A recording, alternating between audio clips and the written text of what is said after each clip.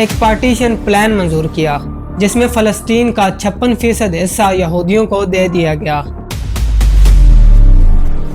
एक ऐसे मुल्क ने ऐसी ज़मीन का वादा किया जो ना उसकी अपनी थी और ना यहूदियों की।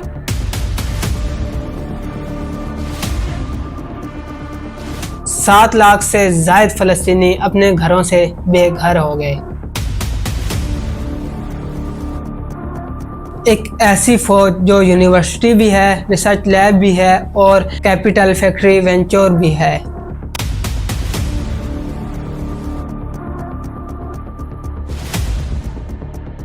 और इजराइल दुनिया की तमाम यूएस साइबर सिक्योरिटी का 40% हिस्सा ले जाता है। और जो कांग्रेसमैन इजराइल के खिलाफ बोलता है उसका अगला इलेक्शन खतरे में पड़ जाता है।